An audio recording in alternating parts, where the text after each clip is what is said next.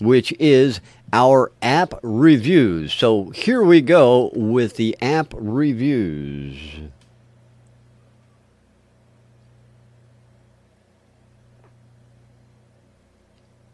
We call it Opinions. You came up with that name, right, Ian? Opinions? I did, but you totally ran the wrong trailer. Did I? Yep, you know. I ran the APPinions audio. I didn't have the video set up. There we go. We've got a new one. It's better, it's funkier, it's cool. It's edgier. Edgier.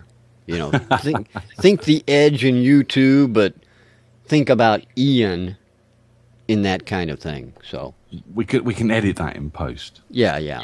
No, we're not going to edit. All right. So, I'm just saying, you know, we don't edit.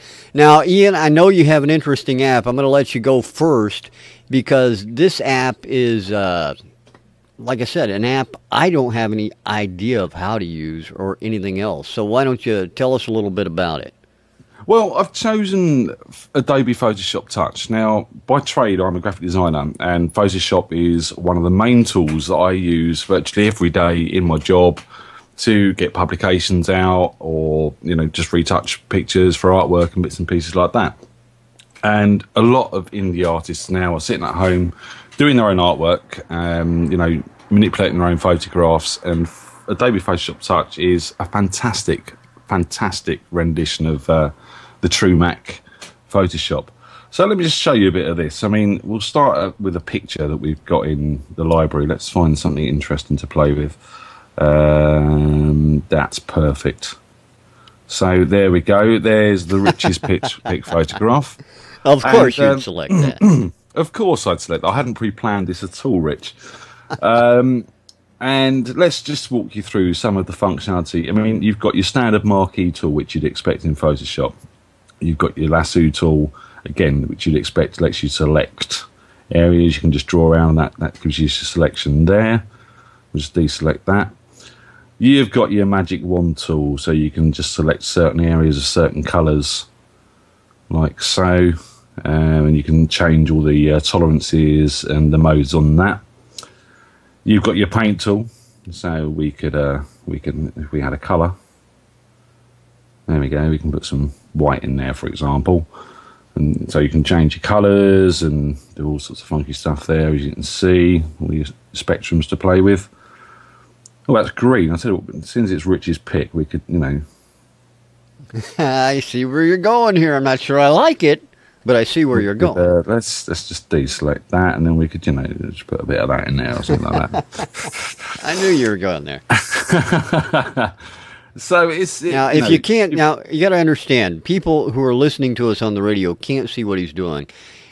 He's got a picture of if you're looking at the radio page at the top, the banner with the picture of me with my finger up my nose. He's got that. He put a little green bogey on my finger. And, yeah, I know, it's disgusting, isn't it? But that's a sense of humor that Ian happens to have. It's the wonderful world of Photoshop, and you can do many manipulations that are a lot better than that.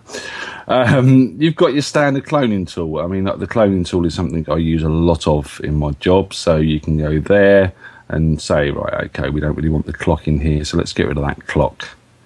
And we can basically clone that out. I mean, that's very rough and ready without sort of paying much attention to it, but you can see the clock is gone. And what else have we got? We've got an eraser tool and a blur tool, and very standard issue tools. It's got a lot of tools. It has, and it should have, because there's a lot you can do with these. I mean, this is just like Photoshop on the iPad. I mean, it's just like a regular rendition of Photoshop, except it's on the iPad. Almost. I mean, one thing it's missing for me is the pen tool for bezier on curves and cutouts and clipping paths and stuff like that. But it's on the iPad, and hopefully that will come as a development. I mean, you've got your standard cut, copy merge, clear, pastes, and things like that. You've got your standard selection tools with feathers and resizes. You've got your moving tools, so you can move things around and resize things and constrain it and not constrain it, and, you know, lots of things that are standard in Photoshop. But there's some great effects As you can see here, these are all your effects. So you've got your standard levels, which is always good for boosting pictures. So you can bring all the levels up there and make Rich a bit more vibrant, like so. And you've got lots of effects as well, blurs and glows and bevels and half-tone patterns, old photocopy styles, scratches. Let's put some scratches on Rich. There you go. There's some scratches on Rich. Makes it look like a very old photo of me now. Yeah, well, let's make it even older. Let's put some sepia pattern down there as well. There you go. So there you go. From the 1960s. Now, the thing that really appeals to me with the iPad is the layering. Photoshop is very well known for its layer, and where you can work in opacities over the top of each other. So let's just add a layer. Let's add a photo layer. Let's go into here and find, again, something relevant. There we go, there's the MSI logo. So let's do that. Now we can't see Rich, so we can put some opacity on there maybe and bring Rich through the bottom. Or we could change our mode. And let's do something funky with that. And you could multiply that in there. Have MSI sitting over the top of Rich picking his nose.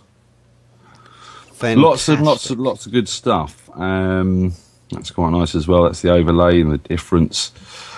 Very, very, very powerful tool on an iPad. And it's really nice to see Adobe embracing the technology and using it to their advantage, because a lot of graphic designers, a lot of photographers, and a lot of any hobby photographer or designer will be very, very interested in this app. And it looks like it runs very quickly. Very smooth. I mean, the picture I'm using is not that high res. Obviously, the larger the pictures, the longer it takes. Like anything, that's standard for Photoshop. It has to do the processing. But what I've seen, and again, for our radio audience, he's added a couple of layers, done some different effects over the top of this picture, and it's been very, very quick. It's not like you've had to sit there and wait on it to do any of this. So I'm very impressed. I mean, there you have that. I mean, then you can go back, you can save your project. Once it's saved your project, you can go and then export that out to your camera roll, share it via Facebook or email, send it to a printer if you've got something on air sharing.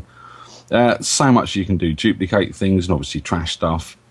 So, I mean, I've done a little live to play banner for our sponsors on here. The great thing is you can actually set image sizes up. This is one of the first iPad bits of art and design software that I've used where you can actually set your image size up in pixels or centimetres, so you can customise your canvas to work on. You're not restrained to an A4 page or an iPad screen or anything like that. Love that. Love that. That's going to make life a lot easier on the road. For certain. I mean, doing things like banners and stuff for websites, it's a very, very important thing when you work into a website spec. And to be able to knock them out on an iPad is great. No, I agree with you. And the cost of that app, Ian? Off the top of my head, I can't remember, Rich. I think you've got some details up there, haven't you? I do. I have the page up on iTunes right now, and according to the iTunes information, it is $9.99 in the U.S. So it's probably about £5 or probably a little bit more in the UK as well, but worth every penny. This is a pro app for the iPad, effectively. All right, great stuff. I actually think I might grab that app because I'm always screwing around with graphics and stuff. Not that I should be, because you're the graphic guy, but I do anyway. Now, the app I want to show everybody today is a music app. It's called SoundPrism.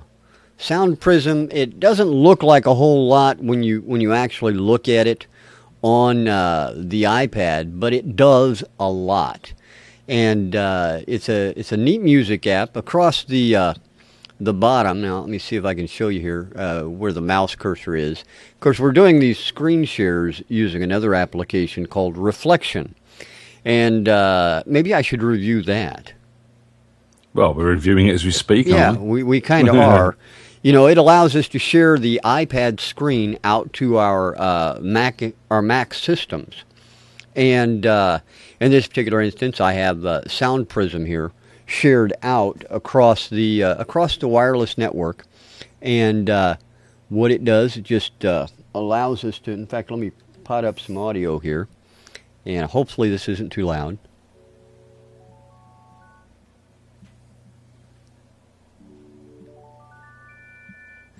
And the whole idea behind reflection, it allows you to share not only the video, but actually the audio as well. And it's a $15 app. You can get out there, just do a search for reflection. It's not available in the App Store because it is a Mac app, not an iPad app or an iPhone app. It just uses the normal screen sharing or air share capability of the iOS device that you're using. And it just makes that compatible with your Macintosh machine. Now, the application SoundPrism here is a very rudimentary keyboard kind of application. It sets up the screen in a number of different rows with different blocks that are key blocks. They are the darker shaded blocks, and they hit various key tones in a particular scale you happen to be playing in. And across the bottom, or in this case, left-hand side of the iPad, you'll see a control panel. A control panel allows you to go and set your preferences, go to the SoundPrism store, set up recording, and offer the developers any feedback that you may have on their application, as well as some other functionality like moving up and down the scale as you have it set. And every time you move up or down the scale, the color changes to let you know the approximation of where you're at on the scale. And then in the second row of controls, you have a 1, 2, and a 3-tick selector, which allows you to determine how big the sound is that the application is going to play or sound back when you hit any particular spot on the screen. So I can hit, this is the 3 button, the 3-tick setting. So it plays across 3 different bars on the playback area. You hit the 2 click, you're only playing across 2, and then the same thing with 1. It only plays across 1. So there you have the rudimentary functionality. Also, you have the same thing for depth of sound. So you can get a bigger sound as opposed to a smaller sound based on that. And then across the bottom, the very left-hand side of the screen, you have your bass notes for the particular chord progression you happen to be working in. And that is really what SoundPrism is. It allows you to very quickly put together different chord progressions or different movements of chord progressions for a selection. It's very quick in that you can use it for musical development is what I use it for. Not necessarily to play with, but developing ideas with regards to music. Come on in. No, I'm not in the mood to develop right now. Come on, give us a tune. No, I couldn't. We want to see what it does. I couldn't. In fact... all of the listening audience out there are saying now, go on, Rich, play us a couple of chords. I'm actually using it with a stylus instead of my hands because my iPad is about 2 feet away from me and I cannot reach it with my hands. I have short arms. What can I say? I'm a short person, honest. Get a chair with wheels on it. Yeah, but I'm on carpet, so it doesn't roll real well, and I'm afraid I would hurt myself. Excuses, Rich. We are working on a shoestring budget. Until we can afford high-quality health care, I'm pretty much stuck, see? That'll be a never then. Yeah, pretty much. At least on SoundPrism. Now, eventually we'll get into some applications where we will share some tunes and stuff like that. But, with SoundPrism, like I said, it's great for very rudimentary development. And you can do quite a bit with it, really. And I would imagine that if you go through YouTube or someplace like that, you'll find people actually using it for live playback. You just won't find it on Indian Quest. So there you have it.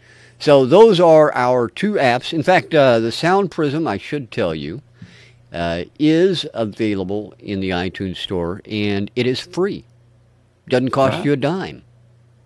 Lovely. So you can go out to the iTunes store and grab your copy of SoundPrism today. You can also get Reflection, the application that we use to share these screens.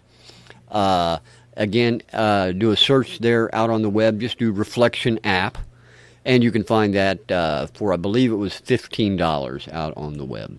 It cost me about £10. Exactly. So not bad at all. And there you have it. There's our app reviews this week right here on Indie Inquest.